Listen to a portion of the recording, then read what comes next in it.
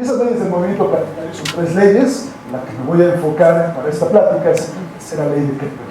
Y quiero que pongan mucha atención porque voy a estar hablando de esta tercera ley de Kepler en muchísimas ocasiones. Entonces, es una ley un poco rara, es decir, nada más para ponérsela como se le enseñan a uno desde la secundaria. Lo que dice es que el periodo de un planeta que tiene alrededor del Sol elevado al cuadrado es proporcional al tamaño de su semieje mayor al cubo dividido por la masa del Sol. Y uno dice, wow, ¿qué es eso? Ok, es un poco raro.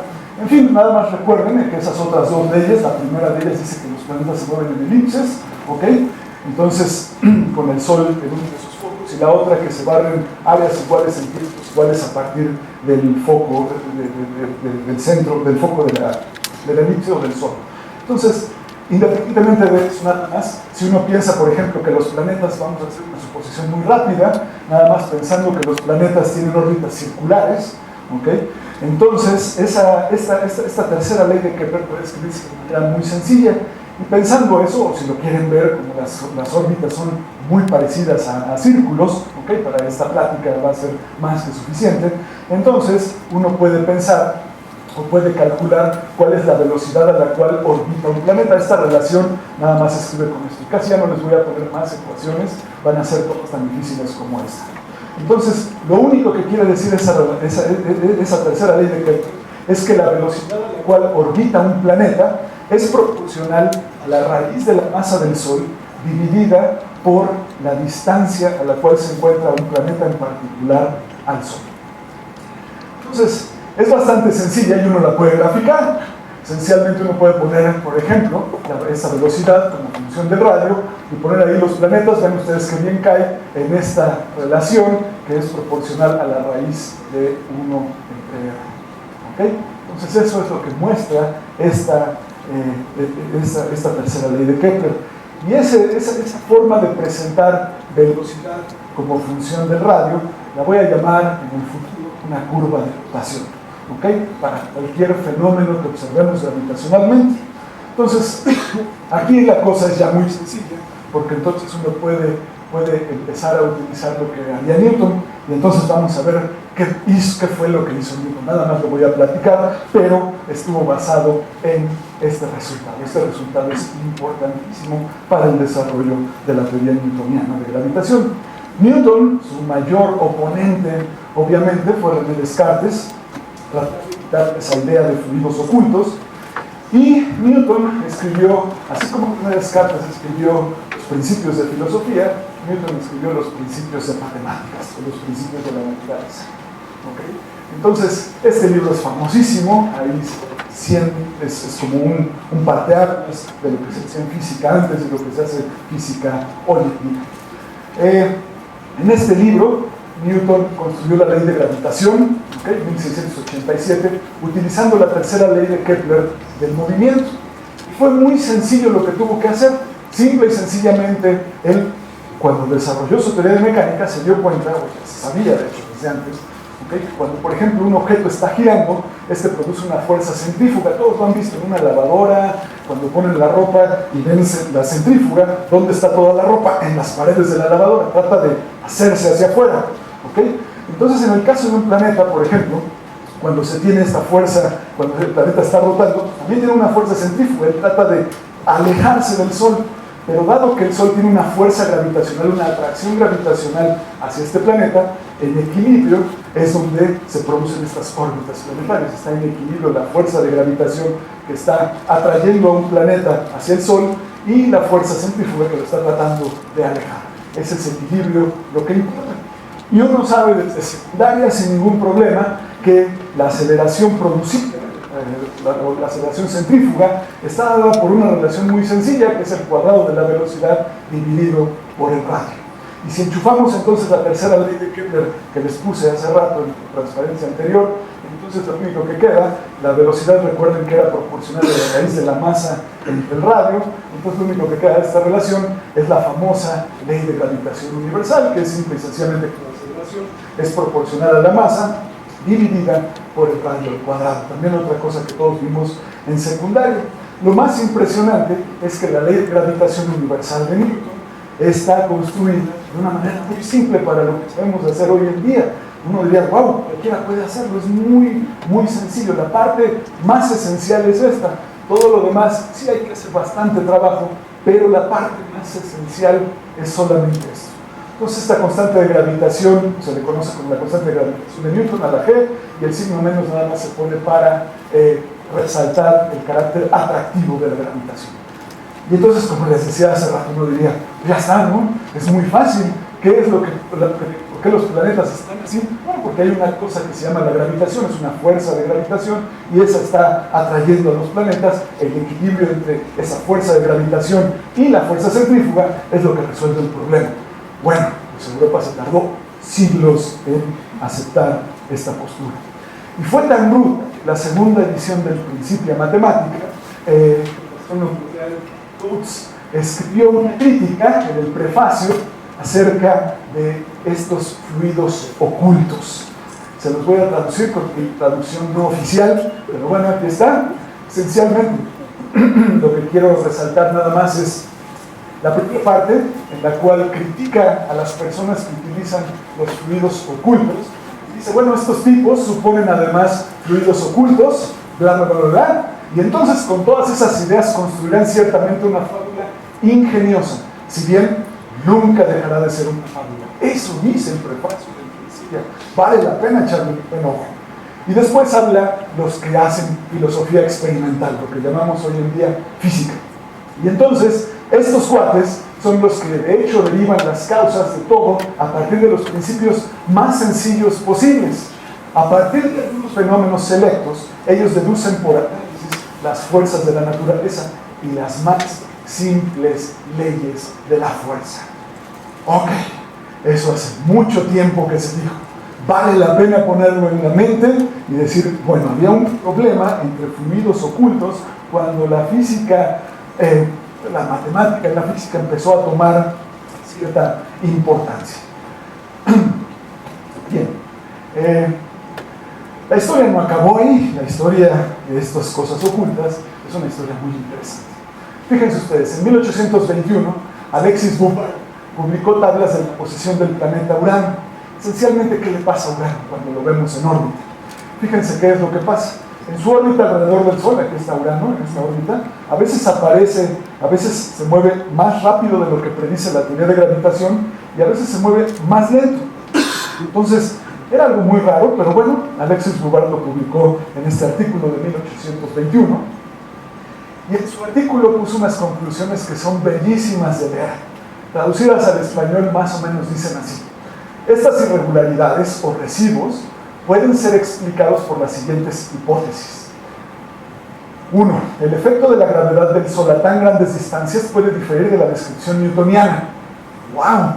Urano está tan lejos del Sol que a lo mejor la gravitación ya no es la newtoniana. Hay que pensar en otra ley de gravitación, no la newtoniana. ¡Qué interesante! 1821. Segundo, quizás Urano está siendo atraído por un octavo planeta que aún no conocemos.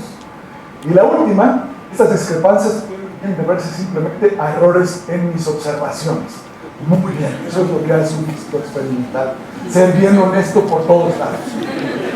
Ok, entonces, esto fue muy interesante y la segunda conclusión del artículo de Bompard la siguieron muy de cerca Adams y Leverrier en el año 1845 y publicaron de manera independiente la posición en la cual debería de estar este planeta que hoy conocemos como Neptuno. Entonces eso fue algo maravilloso. Haciendo matemáticas, utilizando la ley de Newton de gravitación, se puede encontrar un planeta. ¡Qué belleza! Entonces, esta otra vez es muy útil. Simple y sencillamente, cuando Urano pasa más o menos por esta posición y es atraído por el planeta Neptuno, esencialmente se mueve más rápido. Pero cuando se está alejando de Neptuno, como Neptuno lo está atrayendo, se mueve más lento de la predicción newtoniana. Algo que digo, bueno, suena bastante razonable. Y entonces, bueno, cuando se les dijo a los astrónomos, apunten su telescopio hacia este lugar, apareció este hermoso planeta que hoy lo vemos como un planeta azul. La tumba de Leverrier tiene incluso un planeta en su parte superior, y Leverrier es recordado, de hecho, como el hombre que describió un planeta con la punta de su bolígrafo. Un astrónomo teórico haciendo predicciones como matemáticas. Es algo muy bello. De cierta manera lo que encontró fue una materia faltante, algo faltaba, materia que no se veía, y esta materia faltante tenía cierto interés. Bien, las cosas no se quedaron ahí. En el siglo XIX, hacia finales del siglo XIX, se encontró una cosa que se llama la precesión del perihelio de mercurio. Y déjenme explicárselos con un video, porque esto sí no es fácil, después uso las imágenes. No lo había preparado, pero denme un segundo.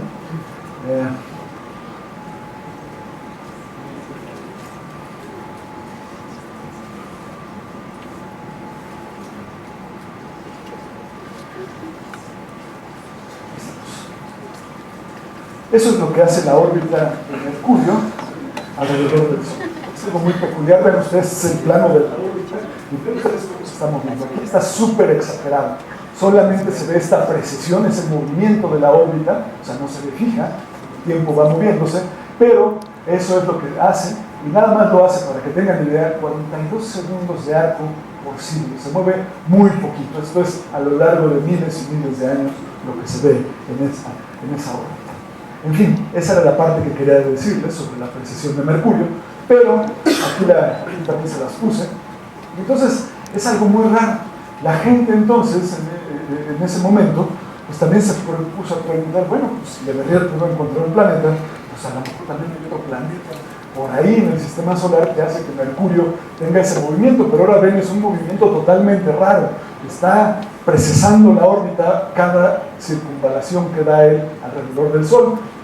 Entonces a Le Verrier se le ocurrió postular las cosas para poder entender esto, pero Le Verrier postuló la existencia de un nuevo planeta que estaba más cerca del Sol que Mercurio, y a ese planeta lo denominó Vulcano. Aquí está una concepción muy moderna de una idea relativista de lo que sería Vulcano hoy en día. Curiosamente, Eddington, que estaba revisando muy de cerca los trabajos de Einstein, de su teoría de relatividad especial y la teoría gravitacional relativista, le escribió una carta a Einstein para ver si él podía, con esa teoría de gravitación que estaba construyendo, predecir o ajustar la órbita o la precesión del perihelio de Mercurio alrededor del Sol. Einstein se puso a trabajar en eso, porque parece indicar que con ayuda de Max Planck. Es un trabajo bastante complicado, pero cuando logró mostrar estos 42 segundos de arco utilizando una nueva teoría de gravitación. Eso es casi todo lo que se conoce con respecto a este perihelio. Pues aquí hay una lección muy interesante. A veces, como en el primer caso de Le Verrier, puede uno pensar que existe algo oscuro que está detrás y nos da modificaciones a la gravitación, pero en otros casos puede existir una modificación a la gravitación. En estos dos casos que les he presentado, que son una consecuencia de las observaciones de Duval y estas observaciones del perihelio de Mercurio, las correcciones, sin embargo, a la teoría newtoniana eran muy pequeñitas. Eran correcciones pequeñas, no era una corrección súper grandísima de todo lo que hicimos está mal. No, solamente faltaba un detallito. El primer detallito era Neptuno. El segundo detalle, en este caso, era una nueva teoría de gravitación o una extensión gravitacional relativista de la teoría de Newton de gravitación. Esto fue un logro de la teoría de gravitación, y Vulcano solamente quedó en la ciencia ficción. Espero que todos hayan visto la serie Star Trek, Viaje a las Estrellas. Este es el personaje más famoso de Vulcano. Y hay una historia muy peculiar alrededor de esto. Cuando se tenía esta idea de Vulcano, créanme, Le Verrier se murió creyendo que Vulcano existía. Y eso fue porque en marzo 26 de 1859, un astrónomo amateur, Les Carbault, le escribió a Le Verrier diciéndole que había observado el tránsito de Vulcano por el disco solar. De los que ya saben, y si no, bueno, ahí va. Los planetas más internos están muy cerca del Sol, entonces no se pueden ver fácilmente. La mejor manera es cuando el planeta pasa por la proyección del Sol y lo vemos como una sombra, así como muestra este tránsito. Es el tránsito de Vulcano, es un tránsito de Mercurio, pero en fin, ahí está. Y Esa es la manera que se tiene. Él hizo sus observaciones, sus anotaciones, Le Verrier fue a visitarlo, Le Verrier concluyó que estaba en lo correcto, y Le Verrier murió creyendo que Vulcano existía. Algo muy impresionante que ocurrió aquí en la historia. Esta cosa de tener fluidos ocultos, oscuros y demás es famosa. Fue también muy famosa para proponer otro fluido oculto que se conoció históricamente como el éter, y el éter es algo que detrás que va y viene en la historia de la física, pues, de acuerdo a cómo van las cosas. Esencialmente, para la ciencia medieval, el éter era un material que llena aquellas regiones del universo más allá de la esfera terrestre. Cuando Christian Huygens lo utilizó para que la luz viajara sobre algún medio, que no viajara en el vacío. Eso era algo medio sospechoso. Entonces dijo, no, la luz tiene que viajar a través de un medio, y lo llamó el éter. Entonces la luz viaja en forma de ondas longitudinales a través de un medio omnipresente, así lo definió, perfectamente elástico y de densidad nula. O sea, no se puede medir, no tiene densidad. ¿Cómo lo vamos a medir? Y a ese medio lo llamó éter. El experimento crucial para invalidar la existencia del éter fue el experimento de Michelson y Morley. Este experimento consiste en ver cómo se mueve la velocidad, a qué velocidad viaja la luz en distintas direcciones con respecto a la rotación de la Tierra. Porque ustedes imagínense, si la luz que viaja a 300.000 kilómetros por segundo la medimos en una dirección con respecto al movimiento de la Tierra, digamos, con respecto al éter que está en reposo alrededor de la Tierra, ¿okay? Entonces tiene que medir, digamos, más velocidad, porque sería la velocidad de la luz más la velocidad del movimiento de la Tierra. En dirección contraria tendría que ser la velocidad de la luz menos la velocidad de rotación de la Tierra. Y el experimento fue un experimento nulo, se llama en física esto, el cual invalidó esta hipótesis, porque la luz viaja a la misma velocidad sin importarle la dirección de rotación de la Tierra. Entonces, este experimento fue muy útil para decir, ¿sabes qué? No debe haber éter. Curiosamente, Einstein hizo este experimento, simplemente postuló que no existía el éter, que era una basura, para tratar de crear su teoría. Y algunas personas, incluso en esa época, decían, bueno, es que a lo mejor el éter rota con la Tierra, y entonces esta rotación con la Tierra hace que no veamos ninguna diferencia en el movimiento, en la velocidad de la luz. Ok, podemos seguir siempre poniendo cosas. Es imposible, científicamente hablando, demostrar la no existencia de algo. Eso es imposible. Esto solamente invalida de manera muy obvia la existencia del éter. En fin, casi poca gente utiliza ya eso. En la Nueva España sabemos que no había muchos libros de física ni demás, pero este personaje, Andrés Guevara y Basoazada, aquí en la Ciudad de México, estudió en San Ildefonso. Él era sacerdote jesuita y fue educado para entender esencialmente cómo funcionaba el cosmos con la filosofía cartesiana, de estos vórtices cartesianos que les comenté al principio de la plática.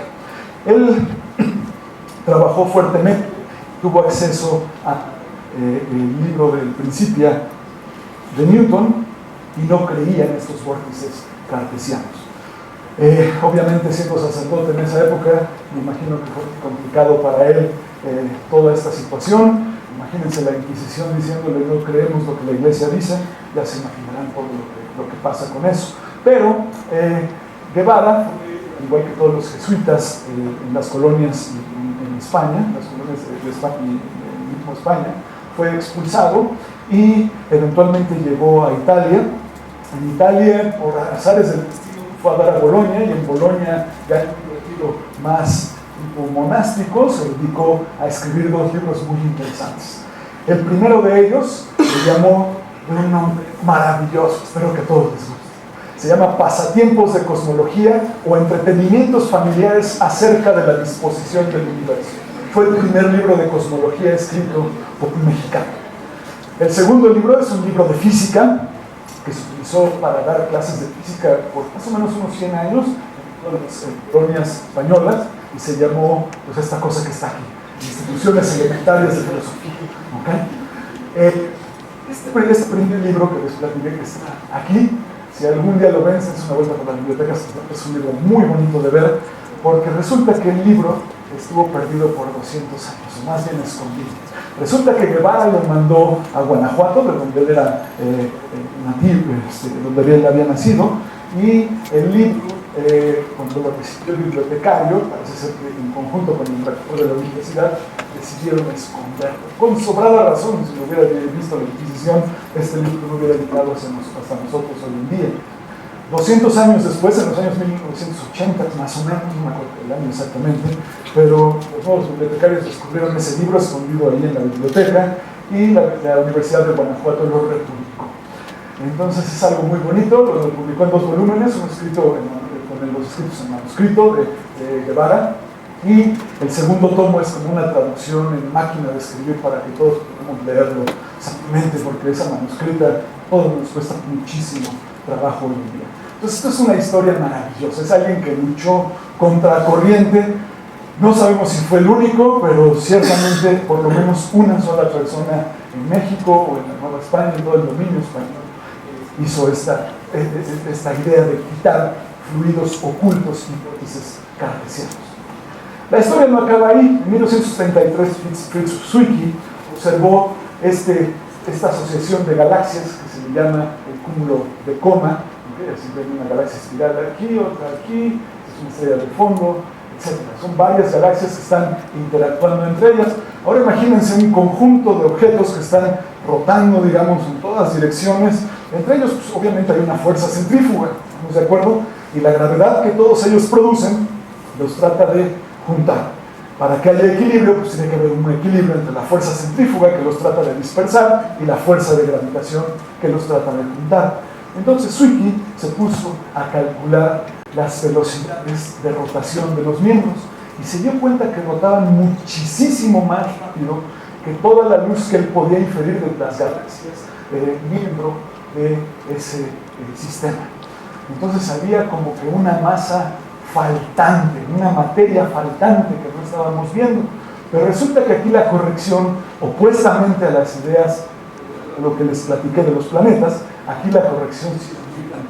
Nada más para que tengan una idea, esta corrección es del orden de un 90% comparado con lo que estamos viendo. O sea, lo que vemos es nada más el 10%, hay un 90% que quién sabe dónde anda. Y a esa cosa se llamó materia faltante, que quién sabe dónde esté, quién sabe cómo esté. Y uno, nada más lo voy a mencionar muy rápido, no es mi intención quedarme en estas cosas de materia faltante ni demás, pero uno podría decir, pues sí, claro, mira, hay planetas, esos no brillan, hay sillas, seguramente hay astrónomos, hay personas en un auditorio, esos cuates no los vemos, a lo mejor hay que considerarlos. Resulta, eso ya lo sabemos de manera más moderna, en los años 90 quedó muy claro.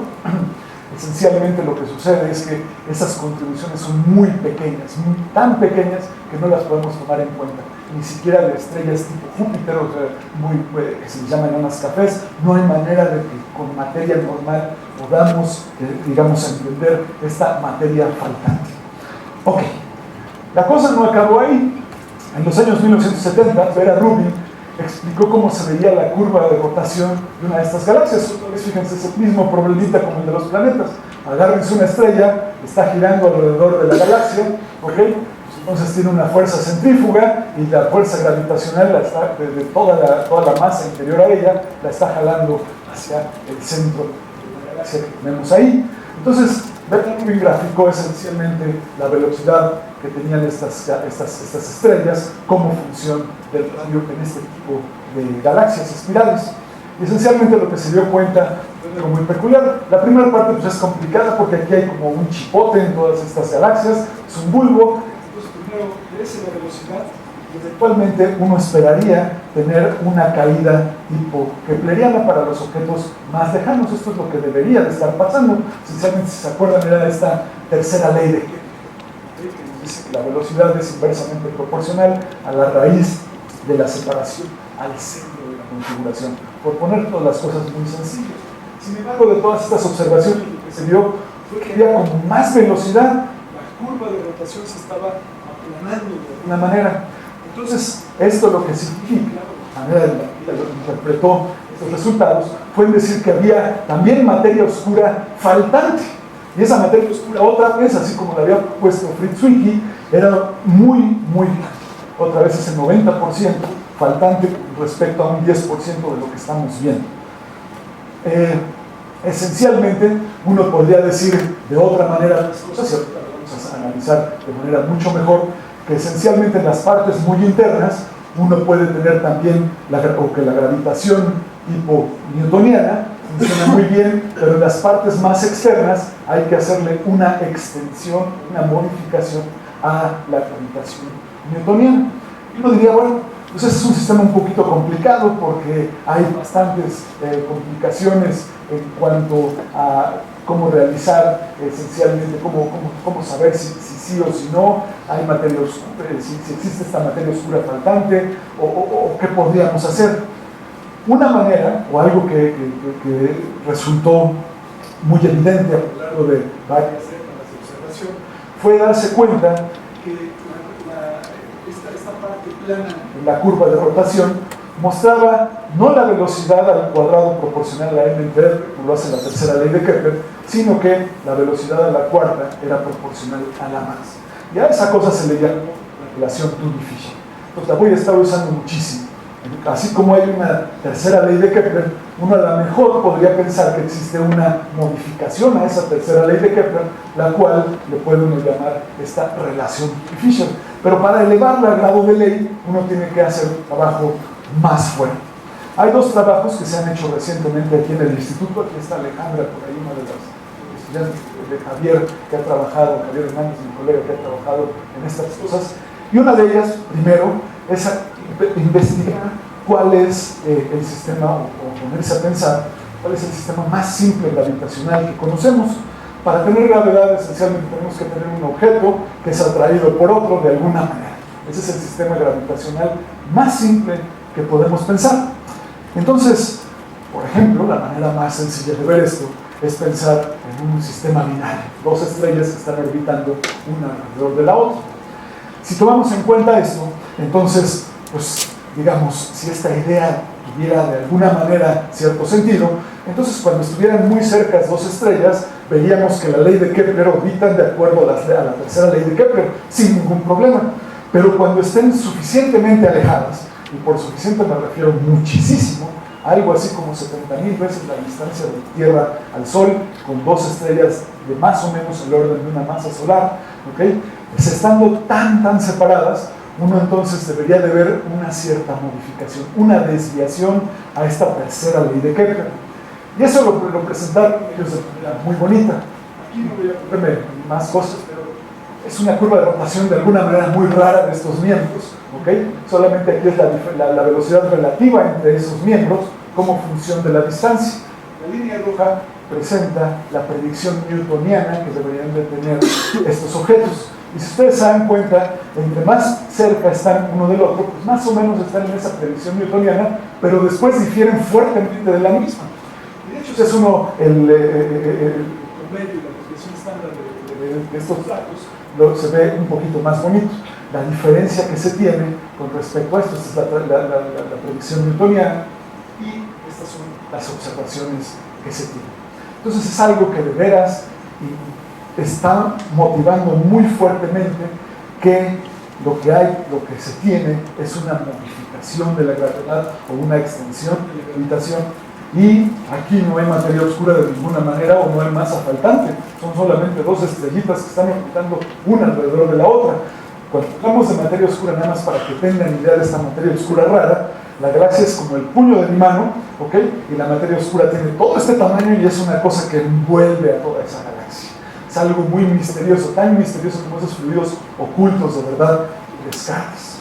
Pero en fin, eso es esencialmente lo que se tiene. Ellos sacaron un boletín muy bonito que hizo Mariana Espinosa también con respecto a esto. Simple y sencillamente es, explicado de otra manera, pero es esencialmente cómo están orbitando las estrellas. Aquí tiene una estrella central en algún punto, y esta es como, a medida que se aumenta el radio, esta estrella está moviéndose, pues como, digamos, la gravedad es más intensa que la correspondiente newtoniana a distancias grandes, entonces la estrella, en lugar de aparecer aquí, está apareciendo acá. Esta está apareciendo acá, esta está apareciendo acá y esta está apareciendo acá. Entonces es una manera de caricatura, digamos, de explicar esos resultados de manera muy interesante. También Javier y Alejandra, en un trabajo, una serie de trabajos muy bonitos, tomaron en cuenta unos objetos que se llaman cúmulos globulares, son esencialmente conjuntos de estrellas que están alrededor de nuestra galaxia. Cada punto de estos son todos estos conjuntos que vemos, y esta es una asociación de este tipo de estrellas. ¿Okay? Aquí están todas ellas, y siempre se identificaron históricamente estos cúmulos globulares como los ideales de gravitación newtoniana, el sistema perfecto de gravitación newtoniana. Y si uno ve su curva de rotación, esencialmente de esos objetos, es la velocidad como función del radio. Entonces fíjense ustedes, por ejemplo, vamos a tomar este magenta que está aquí. Este magenta esencialmente tiene toda la perfecta caída kepleriana que estamos viendo, más o menos que la velocidad es proporcional a la raíz de la masa entre el radio.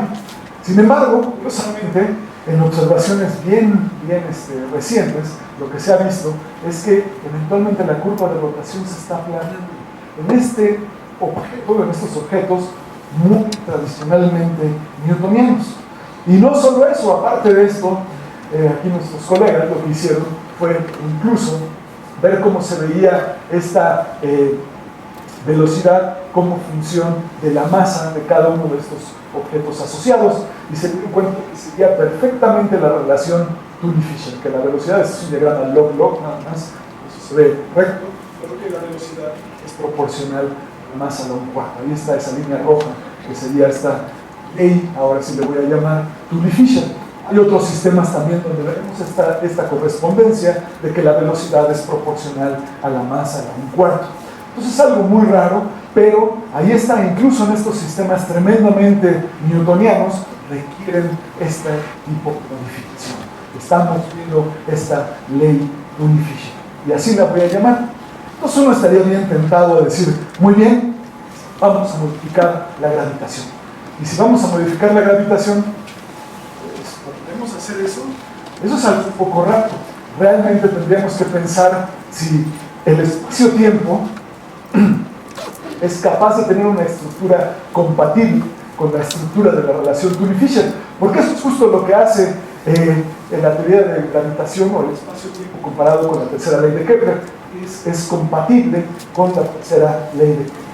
Entonces, aquí nada más rápidamente les voy a mencionar en qué está basada la teoría de gravitación, y en esos mismos axiomas o postulados tenemos que pensarlos para pasar esta nueva relación, esta ley Thule-Fisher ahora relativista. Así como Einstein, digamos, agarró la tercera ley de Kepler y la hizo relativista, ahora podríamos hacer esta ley Thule-Fisher y hacerla relativista. La primera cosa es la presencia de las masas curva el espacio. Esta curvatura es capaz de atraer objetos, así como se ve en esta caricatura de 2 dimensiones. También tiene otra propiedad. Por ejemplo, la luz también es curvada. Ven ustedes, por ejemplo, imaginen, aquí estamos en la Tierra, y entonces imaginen, por ejemplo, una estrella que está justo detrás del Sol, piensen que es un eclipse para poder verlo, ¿ok?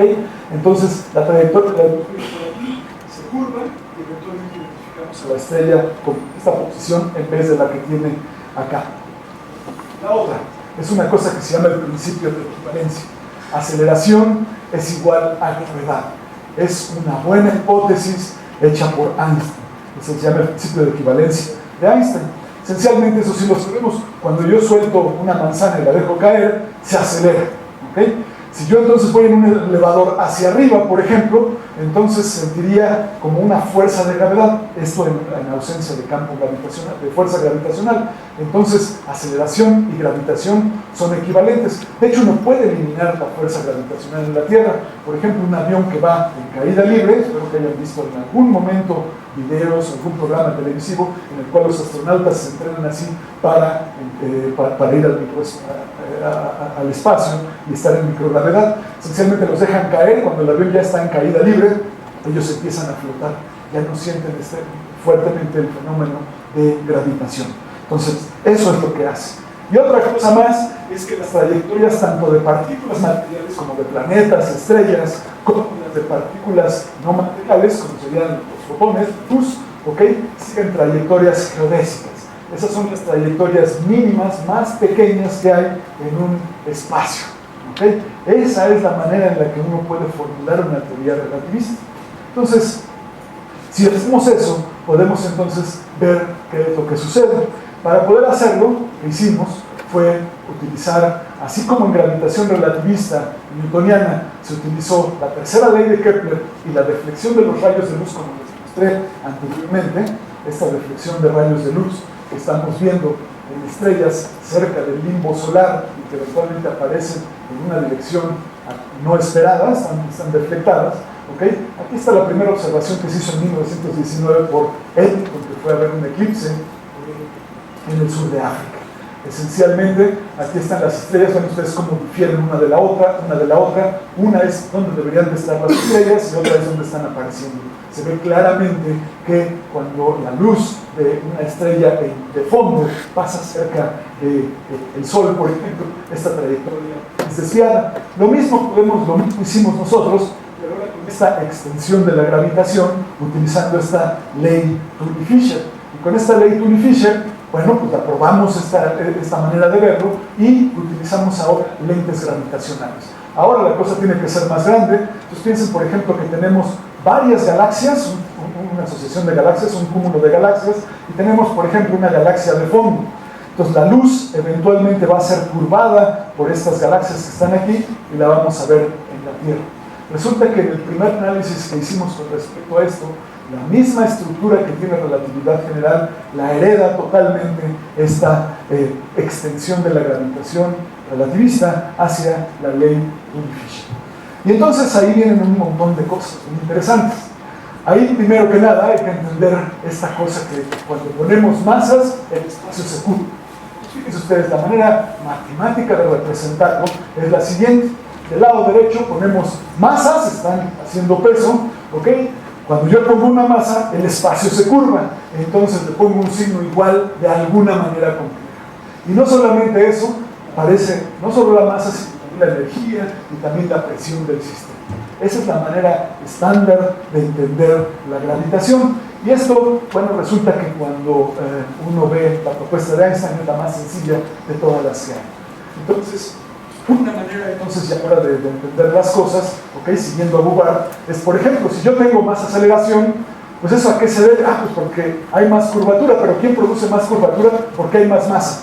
Pongo más términos del lado derecho de esta relación que está aquí, más masa, me da más curvatura y por tanto tengo más aceleración o más velocidad de rotación. ¿Okay? Esa es una manera de hacer las cosas para tener masa flotante. La otra es decir, no, mira, la masa que veo, que detecto, es la masa del sistema. Y lo que hay que hacer es que en esas regiones hay que cambiar la forma en la que la curvatura se realiza dependiendo de las regiones que tenemos, o de la masa de energía que tenemos del sistema. Esa sería la parte B, que sería modificar el lado izquierdo de esta estructura. Todo lo anterior no he usado una sola teoría para describirlo, solo han sido observaciones e hipótesis interesantes para tratar de ver qué sucede con la gravedad. Realmente uno tiene que construir una teoría y eso es un trabajo bien difícil. Aquí les muestro un pedacito de mi pizarrón para que vean en qué anda uno, pero son realmente complejidades bastante fuertes, porque si ya es compleja la teoría de gravitación de Einstein de cierta manera, esto es mucho más complejo. Entonces, no es mi intención aquí seguirme con esto, pero la primera de ellas fue hacer una extensión newtoniana de todo esto. Esencialmente, vean ustedes, aquí lo que se tiene es cómo va la magnitud de la fuerza, como función de la distancia. Esto fue un comunicado de prensa también, y lo que se ve aquí, por ejemplo, es esta curva verde, es la curva real, la trayectoria real, cuando está uno muy cerca de los objetos que producen las fuerzas gravitacionales, por ejemplo en el sistema solar o en las partes internas de estos cúmulos globulares, lo que se ve es un decaimiento que va como lo predice la fuerza de gravitación newtoniana, que es 1 entre R. Cuando uno está muy lejos, para entender, por ejemplo, las partes más externas de las galaxias, ¿okay? El decaimiento, lo que hace esta curva de rotación plana, eventualmente tiene un decaimiento de 1 entre R en la fuerza gravitacional. Y esto, bueno, pues, lo veo en esta línea de interpolación, esta fuerza interpolada, es tratar de construir interpolaciones de un lado al otro. Esto fue muy útil, hemos podido aplicarlo a muchísimos objetos, pero la idea es tener algo relativista, porque la naturaleza es relativista por sí sola, entonces tenemos que tener algo relativista. Solamente les voy a platicar muy brevemente que son unas cosas que hemos estado haciendo que han tenido muchísimo éxito. Esencialmente es como tener la idea que tenía Riemann desde 1856, en el cual en un artículo escribió que la curvatura del espacio debe ser inferida por observaciones astronómicas. Justo lo que hemos estado haciendo. ¿De qué depende la curvatura? Bueno, de las observaciones que tenga. Eso es lo que te lo va a dar de cierta manera. Y lo que hemos visto es algo mucho más complicado. ¿Se acuerdan que les dije que había que modificar la curvatura dada la presencia de las masas y ese signo igual? Resulta que cuando vemos toda esta modificación, lo que tenemos que hacer no solo es modificar la reacción de la curvatura dada la presencia de las masas, sino que de alguna manera las masas también se cuelan del lado derecho, del lado izquierdo de esa ecuación. Es un sistema muy no lineal, las masas aparecen en todos lados. En la idea estándar, aquí tengo curvatura, acá tengo masas, les pongo un signo igual. En esta idea moderna, lo que está pasando es que están mezcladas unas con otras. Es solamente algo más general. Y bueno, pues ya lo hemos visto desde el año 2007, y más o menos lo que escribimos nosotros y otro investigador más en Irán fue que uno no debe sorprenderse si alguna de las nociones aceptadas, incluso a nivel fundamental, requiere generalizaciones y repensamiento. Justo de eso se trata la ciencia. Esta propuesta satisface correctamente no solo el comportamiento de partículas masivas, que sería a un nivel de relación Pareto y Fisher, y la tercera ley de Kepler, sino también la deflexión de la luz a escalas del sistema solar y de galaxias y grupos de galaxias. Eso es algo bastante grande. Y esencialmente, de manera relativista, esta es una caricatura que también nos hizo Mariana Espinosa. Esta es, digamos, imagínense, por ejemplo, otra vez esta galaxia elíptica. Eventualmente, digamos, la cosa estándar de Einstein nos diría que la curvatura es esta cosa que está aquí roja. ¿Okay? Ahora, en esta gravitación, digamos, extendida, sí, en las partes más internas, la gravitación es como hace relatividad general, esta descripción de la teoría de Einstein, pero la curvatura es más intensa en las partes externas. Entonces, hacemos relatividad general o teoría de gravitación de Einstein en las partes internas y la completamos con esta teoría extendida o esta nueva teoría relativista Tully-Fisher. Eso es lo que está pasando. Entonces, lentes gravitacionales, bueno, ya se los había platicado, ¿no? Pero bueno, otra vez tienen una galaxia de fondo, varias galaxias en el medio. Aquí está la Tierra. Lo que vemos, la dirección se curva más allá de lo que haría la teoría de gravitación de Einstein. La teoría de gravitación de Einstein sería esta cosa morada. Claro, esa cosa morada para ajustar las cosas en la propuesta normal, lo que se piensa, o lo que piensan algunos investigadores, es que hay materia oscura ahí dentro y por lo tanto las dos podrían coincidir eventualmente. Esto es si no hubiera materia, si no hay materia oscura en ese sistema. Una cosa que ocurrió a finales de los 90 fue decir que al estudiar cómo se expandían diversas galaxias con respecto a nosotros, en este flujo de Hubble por la gran explosión, eventualmente lo que dio las cosas es que si poníamos gravitación de Einstein más materia oscura, no salían los datos de esas cosas. Esto es más o menos la velocidad a la que se separan las galaxias de nosotros y esto es su distancia.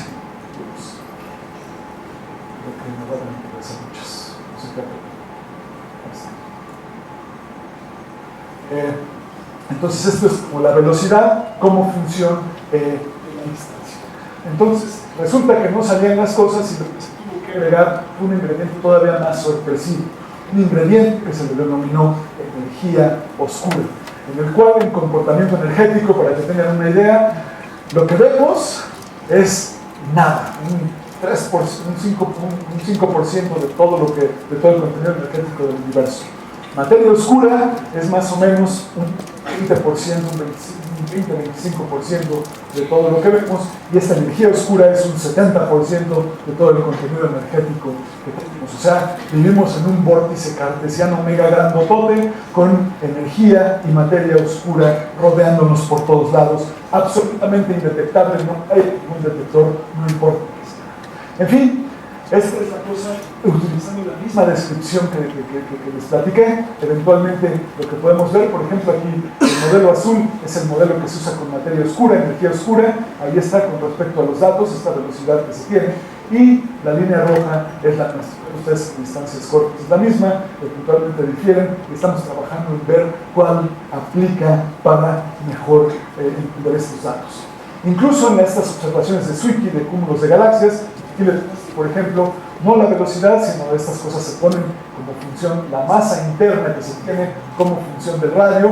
La observación en este caso es la línea azul que está ahí, y esas son la línea cian, son los errores, ¿ok? Y la línea roja que está ahí es nuestro modelo de gravitación. ¿Por qué ese modelo lo tenemos que usar? Lo tenemos que usar por la siguiente razón. Vean ustedes, esa anomalía de Mercurio, ¿se acuerdan del hielo? Mercurio tiene una velocidad de 48 kilómetros por segundo, no es para nada comparable con la velocidad de la luz. Sin embargo, su factor de Lorentz, usa relatividad, pero bueno, la velocidad de la luz son 300.000 kilómetros por segundo, eso da un factor de Lorentz de 10 a la menos 4, pero la velocidad de los miembros de estos cúmulos de galaxias es de más o menos unos 1000 kilómetros por segundo. Eso está mucho más cercano a la velocidad de la luz y el objeto se vuelve más relativista que lo que lo hace Mercurio. Son objetos que uno puede tratar de manera un poquito relativista. Haciendo esto un poquito relativista, podemos predecir con bastante precisión la forma que tienen esos perfiles de masa, como se les llama. Y para concluir, lo que hemos estado haciendo esencialmente lo siguiente, la propuesta que hemos estado tratando de seguir es la siguiente. Hacia abajo tenemos este régimen no relativista, ese régimen del lado izquierdo que llamamos newtoniano, donde el sistema solar funciona muy bien. A medida que nos alejamos de las masas que producen los campos, las fuerzas gravitacionales, puntualmente empezamos a ver cosas como, por ejemplo, las finales abiertas o las partes más externas de los cúmulos de galaxias, de los cúmulos nublares, o otro tipo de galaxias que se les llama enanas esferoidales. En fin, todos ellos están muy lejanos, cada vez más lejanos, hacia lo que es este régimen newtoniano, y lo podemos llamar como un régimen no relativista extendido de la gravitación newtoniana. Hacia arriba nos vamos haciendo más relativistas, y por ejemplo, estrellas, eventualmente como las estrellas de neutrones, agujeros negros, pues están de este lado del diagrama. Sin embargo, del lado derecho tenemos eventualmente objetos muy interesantes.